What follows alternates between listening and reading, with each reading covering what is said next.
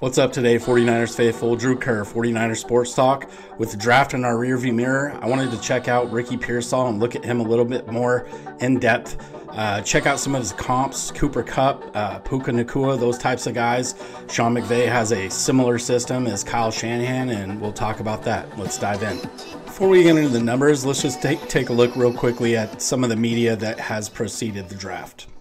With the 31st pick in the 2024 NFL Draft, the San Francisco 49ers select Ricky Pearsall, wide receiver, Florida. So they do take a receiver, and it's Ricky Pearsall. Yeah, Ricky Pearsall is coming off a great year, and somebody who also went to the Senior Bowl and showed up down there. Charles and I saw him down there. Michael Gallup was my comparison. Route polish, and one of the things when you watch him, he's so crisp when he gets to the top of his route. They appreciate that. This is the best catch anybody had all year long. You won't see a better catch than that one, to be able to haul that one in. Tracking the ball, again, outstanding hands. They value that everywhere, but especially with Kyle Shanahan. Can you run through the catch point? Can you run clean routes? And are you reliable with your hands? He's a really good player, CD. And he'll be one of those guys that shows up early, stays late. Hey, Ricky. This is John Lynch with the 49ers, man.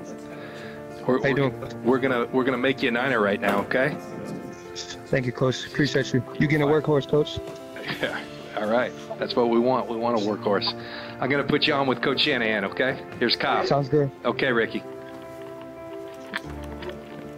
Ricky, congrats, man. Thank you so much, Coach. I appreciate you. Where are you at right now? I'm back in AZ right now, back at home. Awesome, man. You gonna be ready to go? Yes, sir. More than ready. Who you with right now? I'm with my whole family, mom and dad's side. Nice, Parents, man. close friends. They all excited? Yes, sir. Well, good, man. We love your style, man. Love how you play. I hope you're ready to come to work, man. Now it starts. Coach, I appreciate it. Thank you so much. All right, Ricky. We'll be in contact, man. We actually have us a good one. All these guys are pretty darn good. Where and how and will they continue to play the type of football they've been playing in college? We don't know. But we got some film to tell you about. This kid is pretty good.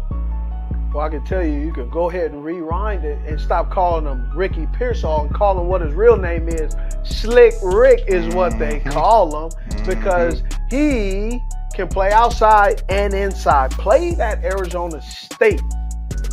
Watched his game at Arizona State. Didn't really move the needle for me. But when I went back and watched this film, I was like, I like the kid. You know why I like him? He's gotten better and better each and every year. 5-year player. How? Because of COVID. That COVID year. But Ricky is 6 feet, 193 pounds, expected to run 4.4. That man ran a 4.3. He's running pretty good. Career high, 65 receptions. Interesting fun fact as well. Played with multiple quarterbacks. Different style of quarterbacks.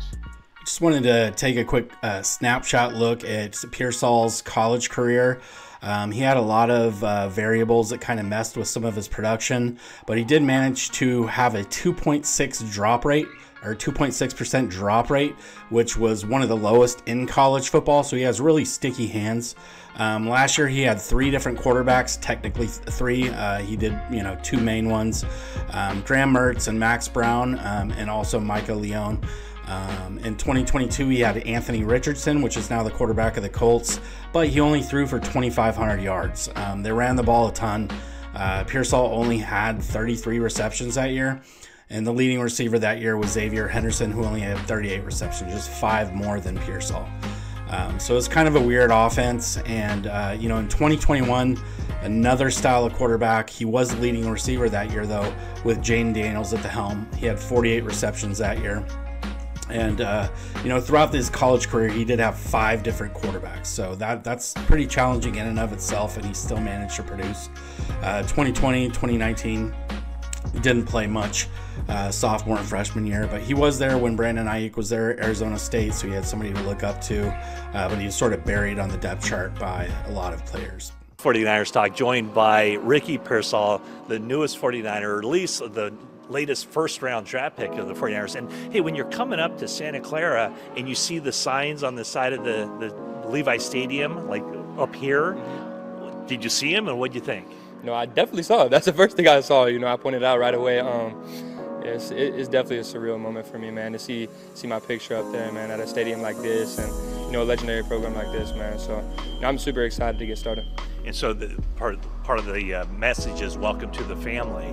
So do you already feel part of the 49ers family? Yeah, I feel like every person I've met today, I've already met them before. They're really welcoming. I definitely treat them like family over here, and my family's here actually too. So I know I can vouch for them and say the same. Okay, so I want to take you back. When did you first realize that this was the sport for you? Man, I'm not gonna lie, I kept this belief all my life, and I owe that all to my parents, man. They instilled that into me at a young age, just to always believe. I started this sport when I was 6 years old, man. So it's been a long journey for me and my family, but they never stopped believing, so I never stopped believing. So the story goes that your dad would throw you footballs, and if you caught him, you'd get a Skittle. Is this true? It's a true story, yes. I don't remember it specifically, but he told me, so I gotta believe him, right? So are you still a Skittles guy?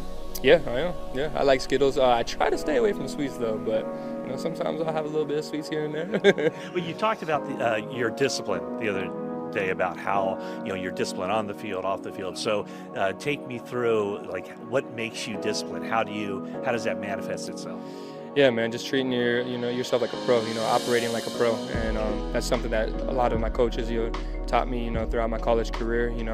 Going through your days and being disciplined with it, and having a set system that you like to go through each and every day. So for me, I created that myself, and it's always going to be different for different players, but that can be from a nutrition side, taking care of your body, maintenance-wise, and then obviously your football stuff, watching film, and then going out in your practice habits. So some of Ricky's strengths that I noticed, and some of the strengths that they listed on NFL's website was similar to what I saw on tape. He sinks his hips low to snap off drive routes suddenly. He keeps his route tempo primed through his turns. He throws subtle jab steps to leverage corners off the break point and gets behind them. He catches with quiet, soft hands to stab drive throws. He adjusts his track and lays out to make the catch. He displays ability to throw on gadget plays while he was at Arizona State. So jumping into some of his comps, I wanted to highlight Kupp and Puka Nacua, just because they are in a similar offense that Ricky Pearsall will be playing in the same division with Sean McVay. So, I just want to kind of look at their combine grades coming out, and both, by the way, were worse than Ricky Pearsall by a margin. We'll take a look here. But before we do that, Kupp did have more college production statistically. Pearsall had more than Nacua, though. Kupp also played his ball at Eastern Washington. It is a D1 school, but the competition isn't as steep, so he was breaking all sorts of records there. Big Sky division, so, we did take some of the production with a grain of salt, but he did, as a freshman, break Randy Moss's record.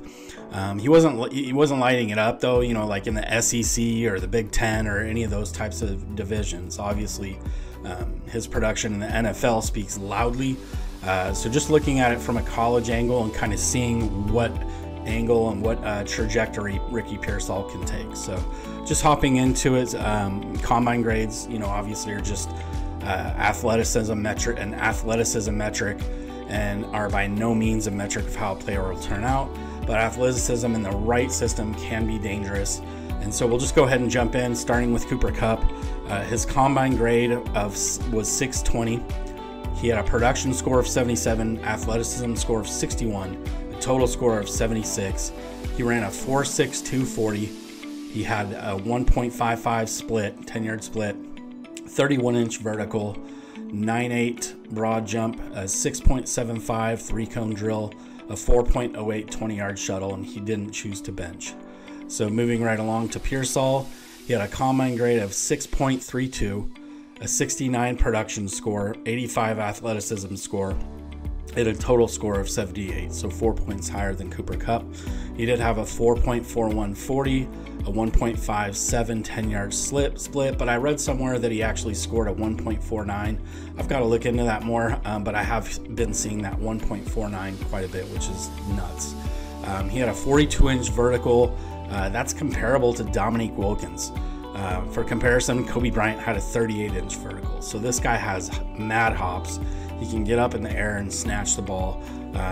So red zone target, things like that. You can throw him a jump ball and he's going to go up and get it. Dwight Clark style if need be.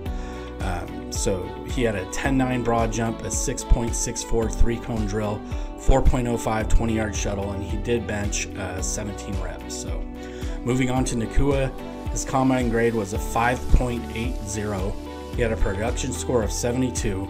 He had an athleticism score of 55, a total score of 65. He didn't produce any metrics at the combine, but he did have some numbers at his pro day. Here were the numbers: a 4.5740. He had a 10-1 broad jump. His shuttle was a 4.36, and his three-cone drill was a 7.32. And here's a quick look at some media from all three players.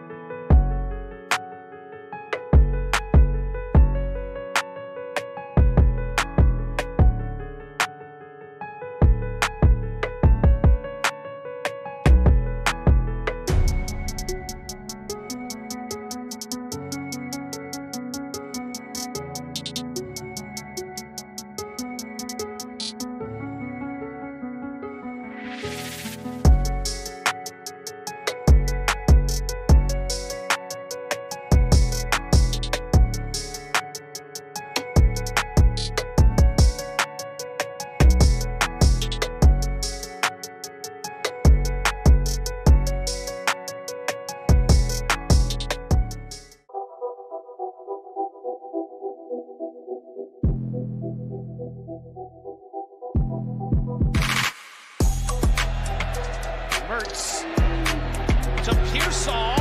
What a catch! Perfect in the breadbasket.